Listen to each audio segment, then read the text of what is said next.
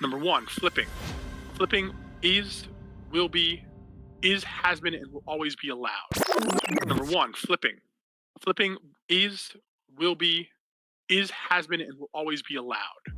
Have ill provisioned accounts, accounts with the wrong balances, or dashboards that don't work. They're fixing this for you. So a couple more days of grace to my team, and all these problems will be gone, and we're going to be full speed ahead.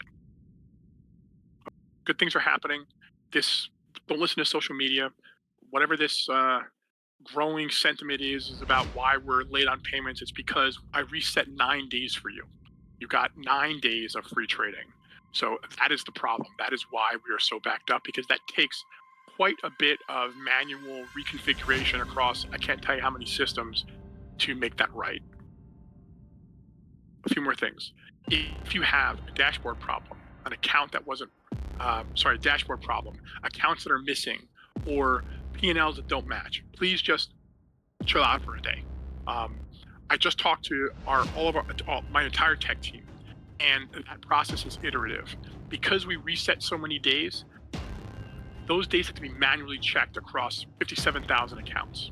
It just is what it is. We're doing that.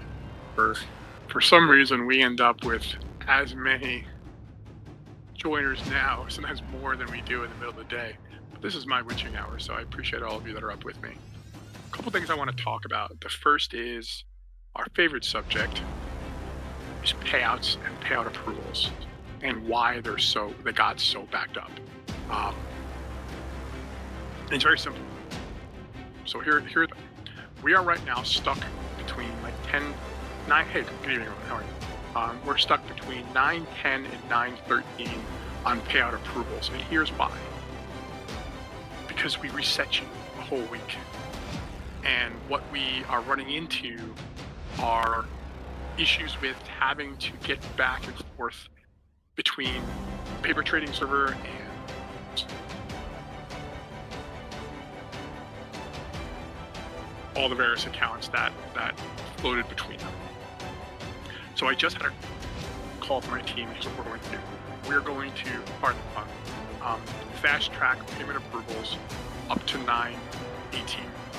We're going to get them done as fast as we can. We're going to work the weekend if we have to, and we are going to start kicking in. You're going to start seeing a flurry of. Sorry, you guys hear me now? Is that better? Can you hear me? All right. Okay. All right. So you're going to start seeing a flurry of payout approvals coming through in the next couple of days. I'm not blocking my mic. So here's the good news.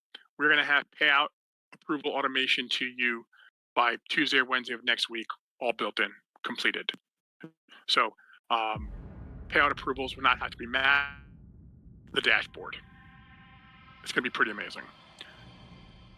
So the root of this problem, the long and the short of this is we only have a few more days of the payout approval delay, and then we can get them through the batch automated process, and by mid to end of next week, the entire approval backlog should be worked through. Payouts, we will resume tomorrow afternoon. I have about 900,000 pending to Rise, and we'll get Rise payments out all weekend long to catch up basically till I would expect somewhere between 9:14 and 9:15 caught up by Sunday, Monday the latest. And then basically that puts us right around a 7 to 10 day backlog of payouts starting next week. In terms of payout automation, that's going to take a little longer, but once we have the approval automation in, that's going to save you a lot of time. It'll save us a lot of time and see that all of you get your payouts much faster. The next good piece of news is we have credit cards coming. Probably we'll be ready for live midweek, call it Wednesday, Thursday the latest. We have no limit. We are approved through a number of vendors. A couple of changes will be made. Number one, you'll be maxed out one account per transaction. So if you want 20 accounts, you got to check out 20 times. No 700K. We should have about 900K in Rise for the weekend. In terms of chargebacks, no, I'm not worried about it. We have a very niche vendor that should handle that for us. Um, and when we do get chargebacks, we're going to prosecute you to the fullest extent of the law. Pretty simple. But credit cards are coming. No sales with credit cards. Max sale for credit cards will be about 10%. So if you want to buy a Formula One on your card, it's going to run you $700. Enough with the promising ninja and trading. Come on, we've been telling you all week that it's not happening. I know I promised it. We got a rug pull from Trading.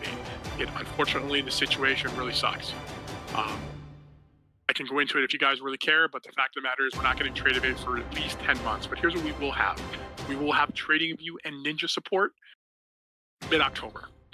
Angel, my head of partnerships, has been working with ETP and another vendor to bring Ninja Trader support to you, and we were at the very, very end of that. You should see that live in 2 weeks. DX feed, we will also have live by the end of next week. So you will have some rhythmic, you have some options other than rhythmic.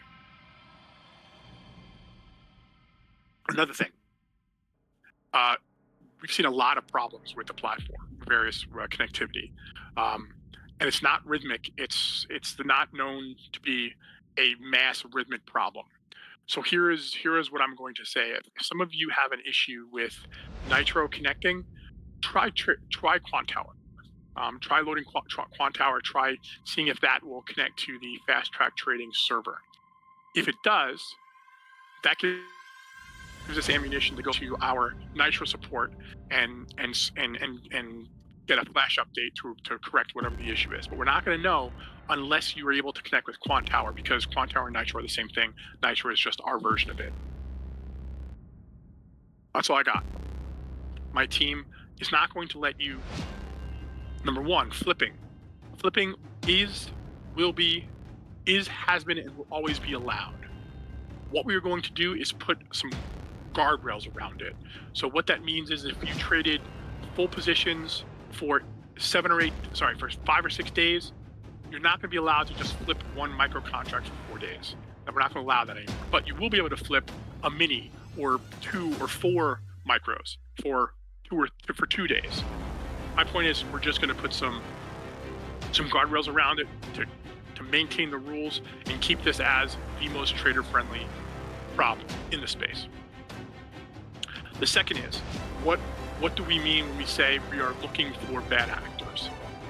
We're not looking for bad actors per se. What we are doing is looking for people who are abusing the system. So if you have 20 accounts, you are only allowed to copy trade 20 accounts, and that's that.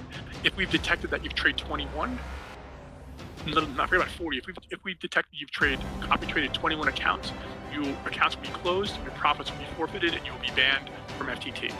No two ways about it, no exceptions. We have some people who are trying to copy trade 40, 50, 60, 80 accounts. That is the problem. That is what we're trying to figure out. We don't care if you ECA. We don't care if you trade lots of contracts. I don't care if you buy a lot of NQ and short 10 micros. Doesn't matter to us. That's not what we're trying to get at. We're trying to get at people who are blatantly trying to take advantage of our trading platform. All I said about flipping again is we are not banning flipping. Flipping will stay.